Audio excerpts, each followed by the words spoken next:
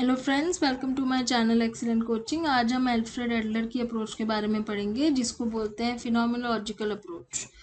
और Alfred Adler का जो व्यू था, उनका व्यू ये था कि जो ह्यूमन बीइंग्स होते हैं वो हमेशा फ्यूचर की तरफ सोचते हैं, फ्यूचर की तरफ बढ़ना चाहते हैं, फ्यूचर की तरफ सोचते हैं। तो इनकी जो अप्रोच है उसमें इन्होंने कोशिश करी है कि क्लाइंट के पॉइंट ऑफ व्यू से सोचा जाए कि क्लाइंट अपनी लाइफ को कैसे देखता है, रियलिटी को कैसे देखता है।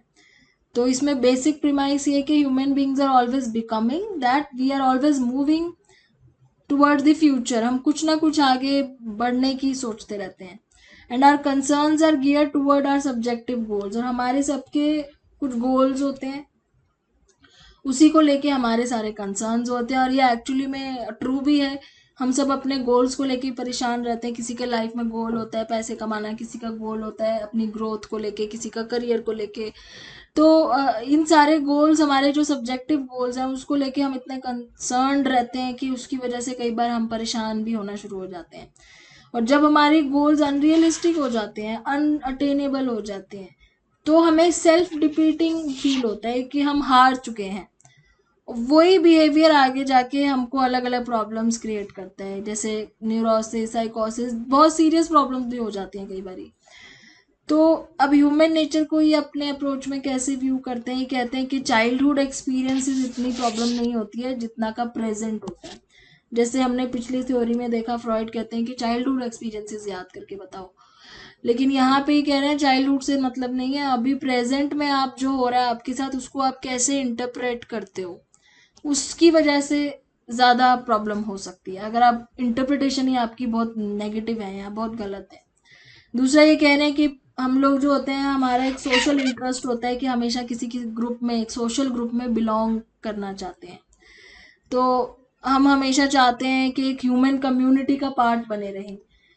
तो मेंटल हेल्थ जो होती है ना हमारी, वो इस पे भी डिपेंड होती है कि हम अपने आप को कितना उसका पार्ट समझते हैं, हम कितना सक्सेसफुली दूसरों के साथ शेयर करते हैं, मतलब हमारा कनेक्टेडनेस दूसरों से कितनी है।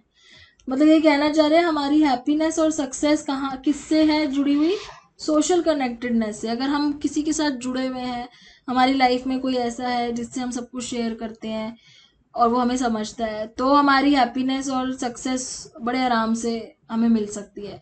लेकिन अगर ऐसा कोई भी नहीं है, आपका सोशल इंटरेस्ट में आपको, आपके सर्कल में कोई नहीं है ऐसा, तो आप बहुत सैड हो सकते हो और अनसक्सेसफुल हो सकते हो। दूसरा ये कह रहा है कि एल्फ्रेड कहते हैं कि उनकी थ्योरी में कि people strive to become successful, हम सब हमेशा सक्सेसफुल ही होना चाहते हैं, हमें हमेशा ग्रोथ चाहिए और एक होलनेस चाहिए, कंप्लीट होलनेस में हर तरीके से ग्रो करना चाहते हैं। अब जो लोग कर लेते हैं वो तो सुपीरियर बन जाते हैं, और जो नहीं कर पाते वो इन्फीरियर, अपने आप को इन्फीरियर समझने लग जाते हैं, और उनके अंदर एक इन्फीरियोरिटी कॉम्प्लेक्स आ जाता है। तो ये वर्ड यहाँ पे इंपॉर्टेंट है, इन्फीरियोरिटी कॉम्प्लेक्स। फिर ये कहते हैं कि बर्थ ऑर्डर पे भी फर्क पड़ता है, कि आप घर में बड़े हो छोटे हो, उससे भी फर्क पड़ता है। जैसे सबसे बड़ा जो घर में सबसे बड़ा बच्चा जो होता है, ओल्डेस्ट चाइल्ड जो होता है, वो बड़ा स्पॉइल्ड होता है, क्योंकि उसको काफी साल तक अकेले खूब अटेंशन मिली होती है। पहला बच्चा होता है, खूब अटेंशन खूब प्यार मिलता है। फिर सेकंड चाइल्ड जो होता है वो थोड़ा सा फर्स्ट चाइल्ड के ऑपोजिट होता है, उसको ऐसे लगता है कि मैं दूसरे फर्स्ट चाइल्ड से रेस कर रहा हूँ, हमेशा उससे जीतने की कोशिश कर रहा हूँ। मिडिल वाला स्क्वीज आउट फील करता है, क्योंकि मिडिल वाले का एक छोटा भी होता है, उससे एक बड़ा भी होता है, तो उसको लगता है, उसको एक तरीके से ये लगता है कि छोटे को भी अटेंशन मिलती है, बड़े को भी मुझे नहीं मिलती। यंगेस्ट वाला जो है उसको हमेशा एक बेबी की तरह देखा जाता है। और एक कंडीशन ये भी होती है जिसमें ओनली चाइल्ड होता है, एक ही चाइल्ड होता है, तो उस केस में वो लर्न नहीं करता शेयर करना, कोऑपरेट करना लर्न नहीं करता, क्योंकि अकेला होता है, सब कुछ उसको ही मिल रहा होता है। तो इस तरीके से हमारी पर्सनालिटी के अंदर ये जो बिहेवियर आ जाता है, और जो हमारा सोशल कनेक्टेडनेस है, उन सब की वजह से हमें प्रॉब्लम्स क्रिएट हो सकती हैं। एडलर की थ्योरी में काउंसलर का रोल एक डायग्नोस्टिशियन की तरह है, डायग्नोस करना प्रॉब्लम को, टीचर की तरह है, मॉडल की तरह है। इक्वालिटेरियन रिलेशनशिप बनाना है क्लाइंट के साथ, ऊपर नीचे नहीं है। क्लाइंट अपने आप को एक्सपर्ट नहीं दिखाता। साइको एनालिटिक अप्रोच में जो काउंसलर होता है वो अपने आप को एक एक्सपर्ट की तरह शो करता है कि मैं एक्सपर्ट हूँ, मैं आपकी जो फीलिंग्स हैं, थॉट्स हैं अनकॉन्शियस, उसको मैं एक्सप्लेन करूँगा। यहाँ पे क्लाइंट और काउंसलर दोनों इक्वल हैं, कोई यहाँ पे अपने आप को बड़ा छोटा नहीं मानता, और दोनों ही मिलके अपनी प्रॉब्लम्स को डिस्कस करते हैं। काउंसलर क्या करता है, इंफॉर्मेशन गैदर करता है फैमिली के बारे में, क्लाइंट के बारे में, उसकी पास्ट की, प्रेजेंट की, हर तरीके की जो भी मेमोरीज वो शेयर करना चाहता है।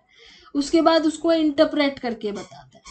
क्लाइंट को एनकरेज किया जाता है एग्जामिन करने के लिए और चेंज करने के लिए अपनी फॉल्टी लाइफस्टाइल, और फॉल्टी लाइफस्टाइल या जो भी वो गलत कर रहा है, गलत तरीके से कर रहा है, उसको एग्जामिन करे, चेंज करे और सोशल इंटरेस्ट डेवलप करे, जिसकी वजह से उसको प्रॉब्लम्स हो रही हैं। इस अप्रोच का गोल क्या है, revolve around helping people develop healthy lifestyle. तो एक हेल्दी लाइफस्टाइल डेवलप करवाना, जिसके 4 मेजर प्रोसेसेस आते हैं, जिसमें therapeutic processes, establishment and maintenance of egalitarian counselling. Egalitarian का मतलब होता है बराबर, दोनों क्लाइंट और काउंसलर बराबरी का रिलेशनशिप। एनालिसिस ऑफ क्लाइंट्स का लाइफस्टाइल का एनालिसिस करना, उसके लाइफस्टाइल की इंटरप्रिटेशन करके उसको बताना, और दोबारा से री ओरिएंटेशन करना उसकी लाइफस्टाइल का, या री एजुकेट करना उसको। टेक्निक्स इसमें क्या यूज होती हैं, कन्फ्रंटेशन एक टेक्निक है, बहुत इंपॉर्टेंट है क्योंकि ये काफ़ी सारे अप्रोचेज में यूज होगी। तो कन्फ्रंटेशन का मतलब है वो क्लाइंट को जब आपके सामने से आपको कोई चैलेंज कर रहा है कि ये जो आप बोल रहे हो आप इसको प्रूफ करके दिखाओ। अगर कोई क्लाइंट कह रहा है कि भाई मैं जो हूँ ना बहुत इन्फीरियर फील करता हूँ क्योंकि मेरे अंदर ये कैपेबिलिटी नहीं है, मैं ऐसा करूँगा तो मैं फेल हो जाऊँगा, तो उसको चैलेंज करता है काउंसलर कि आप ऐसा कैसे कह सकते हो कि आप इन्फीरियर हो, आप प्रूफ करके आप मुझे बताओ कि कैसे आप दूसरों से इन्फीरियर है, आपसे बाकी सुपीरियर है, ये कैसे हो सकता है। चैलेंज करता है उसकी बातों को, तो उसके लॉजिक पूछता है कि किस लॉजिक की, आपकी बातों के पीछे क्या लॉजिक है।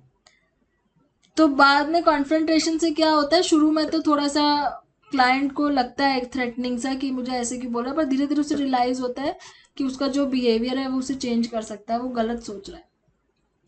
आस्किंग द क्वेश्चन जो टेक्निक है, इसमें वो क्वेश्चन पूछते हैं क्लाइंट से, जैसे कि what would be different if you were well. क्या आप खुद सोचो अगर आप ऐसे नहीं होते या आपको वो चीज़ मिल गई होती तो क्या अलग होता आपकी लाइफ में, क्या ऐसा बदल गया होता, या कौन सी ऐसी चीज़ हो जाती जो अब नहीं है तो आपको प्रॉब्लम। तो क्वेश्चन रियलिटी चेक दिया जाता है, क्वेश्चंस पूछे जाते हैं जो उनको लग रहा है कि उन्होंने बहुत बड़ी चीज़ लूज कर दिया है, तो वो होती तो क्या फ़र्क होता है, इस टाइप से एनकरेज किया जाता है उनको अपने बिलीव्स को और बिहेवियर को चेंज करना, उनको प्रोडक्टिव लाइफस्टाइल अपना अडेप्ट करना, इन सब चीज़ों के लिए एनकरेज किया जाता है। एक्टिंग एज इफ का मतलब उनको बोला जाता है आप एक्ट करके दिखाओ, आप जो बनना चाहते हो आप समझ लो आप वो बन गए, जो आपको चाहिए वो आपको मिल गया, तो आप उस टाइम कैसे बिहेव करोगे।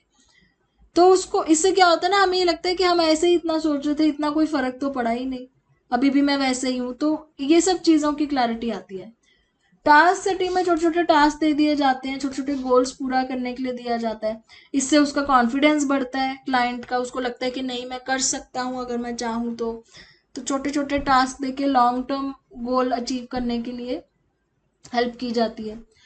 कैचिंग वन सेल्फ में बोला जाता है कि आप अपने सेल्फ डिस्ट्रक्टिव बिहेवियर को कैच करो, मतलब जो आप ऐसी चीज करते हो जिससे आपका नुकसान होता है उसको उसको जरा सा अवेयर हो, उसके बारे में सोचो, उसके बारे में।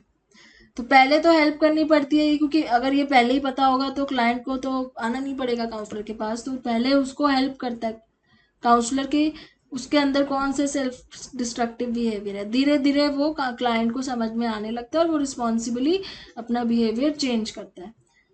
पुश बटन में है clients are encourage to realize that they have choices about what stimuli in their life they pay attention. मतलब उनके पास चॉइस है कि किस चीज़ पे रिएक्ट करें और किस पे ना करें, हर चीज़ पे अटेंशन देने की ज़रूरत नहीं है, हर नेगेटिव चीज़ पे अटेंशन देने की, उसमें से जो पॉजिटिव चीज़ें हैं उस पर अटेंशन दो। तो ये सारी टेक्निक्स इस अप्रोच में यूज़ होती है।